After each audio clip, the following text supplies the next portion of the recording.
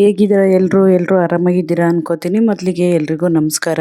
ಇವತ್ತು ಬಂದು ನಾನು ಸ್ವಲ್ಪ ಮಸಾಲೆ ಪೌಡ್ರು ಮತ್ತು ಶುಂಠಿ ಬೆಳ್ಳುಳ್ಳಿ ಪೇಸ್ಟ್ ಎಲ್ಲ ಖಾಲಿಯಾಗಿತ್ತು, ಅದನ್ನು ಮಾಡಿಕೊಂಡೆ. ಪಲಾವ್ ಮಸಾಲದ ಪೌಡ್ರು ನಾನು ಹೇಗೆ ಮಾಡಿದ್ದೀನಿ ಅಂತ ತೋರಿಸ್ತೀನಿ, ನಾನು ಏನೇನು ತೊಗೊಂಡಿದ್ದೀನಿ ಅಂತ. ಹೀಗೆ ಅನಾನಸ್ ಹೂವು ತೊಗೊಂಡಿದ್ದೀನಿ, ನನ್ನ ಕೈಲಿ ಒಂದು ಇಡೀ ಆಗುವಷ್ಟು ತೊಗೊಂಡಿದ್ದೀನಿ. ಮಾಡ್ಕೋತಾ ಇರೋದು ಬಂದು ಕ್ವಾಂಟಿಟಿ ಒಂದು 2 ತಿಂಗಳು ಬರುತ್ತೆ ನನಗೆ.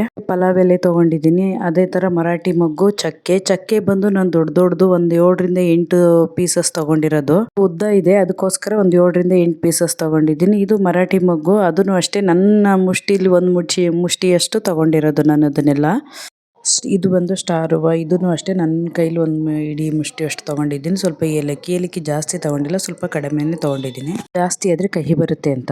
ಅದ್ರ ಜೊತೆ ಸ್ವಲ್ಪ ಕಸೂರಿ ಮೇಥಿ ತೊಗೊಂಡಿರೋದು, ಮತ್ತು ಲವಂಗನೂ ಅಷ್ಟೇ ತುಂಬ ಜಾಸ್ತಿ ತೊಗೊಂಡಿಲ್ಲ, 2 ಟೇಬಲ್ ಸ್ಪೂನ್ ತೊಗೊಂಡಿದ್ದೀನಿ. ಅದ್ರ ಜೊತೆ ಜಾಯಿಕಾಯಿ ತೊಗೊಂಡಿದ್ದೀನಿ. ಆ್ಯಕ್ಚುಲಿ ಗೊತ್ತಿರುತ್ತೆ ಎಲ್ರಿಗೂ ಅನ್ಕೋತೀನಿ, ಜಾಯಿಕಾಯಿ ಬಂದು ತುಂಬಾ ಒಳ್ಳೆಯದು, ಅದಕ್ಕೋಸ್ಕರ 2 ಹಾಕ್ತಾ ಇದ್ದೀನಿ ನಾನು.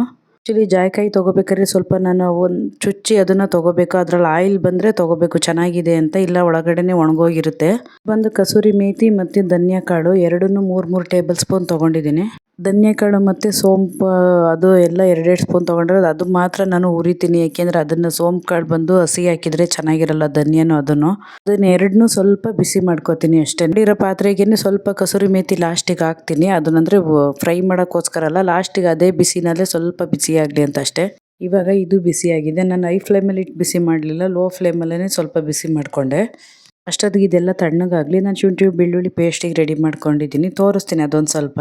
ಎಲ್ಲರೂ ಕಾಮನಾಗಿ ಮಾಡ್ಕೋತೀವಿ ಮನೇಲಿ, ಬಟ್ ನಾನು ರೆಡಿ ಮಾಡ್ತಿದ್ನಲ್ಲ ಅಂತ ತೋರಿಸ್ತೆ. ನಾನು 4ರಿಂದ 5 ಗೆಡ್ಡೆ ಬೆಳ್ಳುಳ್ಳಿ ತೊಗೊಂಡಿದ್ದೀನಿ, ಸ್ವಲ್ಪ ಶುಂಠಿ ತೊಗೊಂಡಿದ್ದೀನಿ. ಇದಕ್ಕೆ ನಾನು ಅರಿಶಿನ, ಸ್ವಲ್ಪ ಉಪ್ಪು ಮತ್ತು ಅರಿಶಿನ 1 ಚಿಟಿಕೆಯಷ್ಟು ಹಾಕ್ಕೊಳ್ಳೋದು, ತುಂಬ ಜಾಸ್ತಿ ಹಾಕ್ಕೊಳ್ಳಲ್ಲ.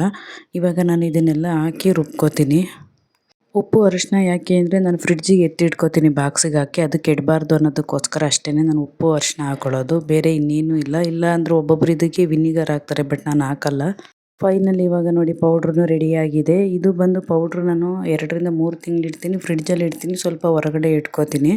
ಇವಾಗ ಇದೆರಡನ್ನೂ ನಾನು ಕಂಟೈನರ್ ಬಾಕ್ಸಿಗೆ ಹಾಕಿ ಎತ್ತಿಟ್ಕೋತೀನಿ. ನೀಟಾಗಿ ಇರುತ್ತೆ, ಚೆನ್ನಾಗಿರುತ್ತೆ, ನಾವು ಯೂಸ್ ಮಾಡ್ಕೊಬೋದು, ಆ ರೀತಿ ಕೆಡೋದು ಆ ಥರ ಎಲ್ಲ ಆಗಲ್ಲ. ಶುಂಠಿ ಬೆಳ್ಳುಳ್ಳಿ ಪೇಸ್ಟು ಅಷ್ಟೇ ಯಾವಾಗಲೂ ನಾನು ಮನೇಲೇ ಮಾಡಿ ಇಟ್ಕೊಳ್ಳೋದು. ಆಲ್ಮೋಸ್ಟ್ ಶುಂಠಿ ಬೆಳ್ಳುಳ್ಳಿ ಪೇಸ್ಟ್ ಮನೇಲೇ ತುಂಬ ಚೆನ್ನಾಗಿರುತ್ತೆ ನಾವು ಮನೇಲಿ ಮಾಡಿ ಇಟ್ಕೊಂಡ್ರೆ ಅಂತ. ದಯವಿಟ್ಟು ಯಾರ್ಯಾರು ನನ್ನ ಚಾನಲ್ನ ನೋಡ್ತಿದ್ದೀರಾ ದಯವಿಟ್ಟು ಸಬ್ಸ್ಕ್ರೈಬ್ ಆಗಿ ವೀಡಿಯೋಸ್ ಎಲ್ಲ ವಾಚ್ ಮಾಡಿ, ಮತ್ತು ವೀಡಿಯೋ ನೋಡಬೇಕಾದ್ರೆ ಒಂದು ಲೈಕ್ ಕೊಡಿ, ಇಷ್ಟ ಆದರೆ ಹಾಗೆ ಸಪೋರ್ಟ್ ಮಾಡಿ. ನೀವು ಸಪೋರ್ಟ್ ಮಾಡಿದ್ರೇ ನಾನು ಪ್ರತಿ ವಿಡಿಯೋದಲ್ಲಿ ಹೇಳ್ತೀನಿ, ಇನ್ನು ಮುಂದೆ ನಾನು ನೆಕ್ಸ್ಟ್ ಲೆವೆಲ್ಲಿಗೆಲ್ಲ ರೀಚ್ ಆಗೋದಕ್ಕೆ ತುಂಬಾ ನೀವು ಸಪೋರ್ಟ್ ಮಾಡಿದರೆ ನನಗೂ ಬೆಳೆಯೋದಕ್ಕೆ ಒಳ್ಳೆಯದಾಗುತ್ತೆ. ಎಲ್ರಿಗೂ ತುಂಬ ಥ್ಯಾಂಕ್ಸ್, ಸಪೋರ್ಟ್ ಮಾಡ್ತಾಯಿದ್ದೀರಾ. ಇನ್ನು ತುಂಬ ಸಪೋರ್ಟ್ ಮಾಡಿ, ಸಬ್ಸ್ಕ್ರೈಬ್ ಆಗಿ, ವೀಡಿಯೋಸ್ ಎಲ್ಲ ವಾಚ್ ಮಾಡಿ. Thank you for watching.